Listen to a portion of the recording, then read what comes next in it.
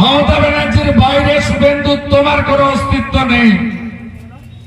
এসেছিলেন হেলিকপ্টারে করে, আর বাড়ি পাঠিয়ে দিয়েছি আমি টাটা বাই বাই করে 2021 সালে।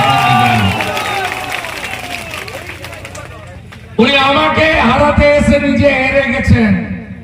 আর এবারে নরেন্দ্র মোদীজি, নীতিন নবীনজি, অমিত শাহজি বলেছে, গতকাল অমিতজি বলেছে, আপনারা দেখেছেন যে তোমার বাড়িতে এসে তোমাকে আমরা হারাবো।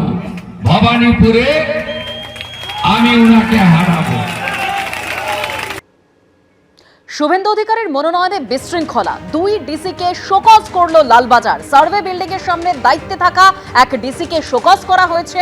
অন্যদিকে হরিশ চ্যাটার্জি স্ট্রিট ও হাজরা রোডের সংযোগস্থলে দায়িত্বে থাকা আরও এক ডিসিকে শোকজ করল লালবাজার।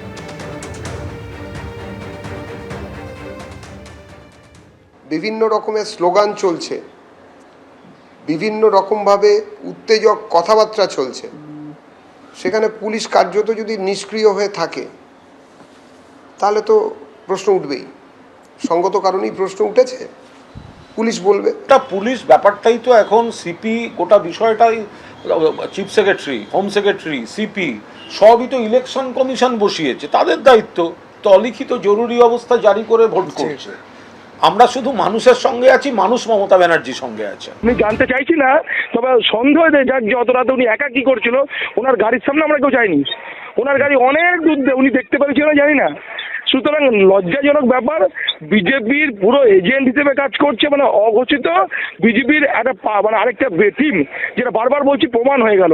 এটা লজ্জাজনক। যাবেন না পুলিশের কাছে, যাবেন আপনি? সেটা দলের সাথে কথা বলে দেখছি। তবে এটা যদি আমার মনে হয় আপনারা যদি রেকর্ডিং দেখেন আপনাদের পুরনো আপনাদের চ্যানেলে, আপনারাই বলতে পারবেন যেগুলো মানে যে আমাকে যে এফআইআর করা হয়েছে আমাদের জন্য, যে ধারা দেওয়া হয়েছে, যে আমরা কি করেছি সেখানে কতটা যুক্তিযুক্ত কতটা অবাস্তব, এইগুলো নিয়ে আপনাদেরই বলা উচিত আমার মনে হয়। তার কারণ আগামী দিনে ভারতবর্ষে মানে এই ধরনের একটা নিরপেক্ষ সংস্থা যদি কোনো পার্টির দ্বারা পরিচালিত হয়, আগামী দিন সাধারণ মানুষ বিপদে পড়বে। কমিশন বিজেপির কথা শুনে আমাদের নামে এফআইআর করেছে, সেটা আমি মনে করি এটা সংবিধানের একদম উল্টো দিক দিয়ে চলছে ইলেকশন কমিশন। এটা আমি মেনে নিতে পারছি না। তার কারণটা হচ্ছে ওইখানে বিজেপি গন্ডগোল করছিল, বিজেপির কর্মীরা নেতারা বলছিল কি অপারেশন সিন্দুর করে আমাদেরকে গুলি করে মেরে দেবে, কিন্তু ওদের নামে একটাও এফআইআর হয়নি, একটাও কমপ্লেন হয়নি। উল্টে আমাদের যে আমরা শান্তিভাবে প্রতিবাদ করছিলাম মানুষের জন্য, আমাদের নামে এফআইআর হয়েছে। এবিপি আনন্দ, এগিয়ে থাকে, এগিয়ে রাখে।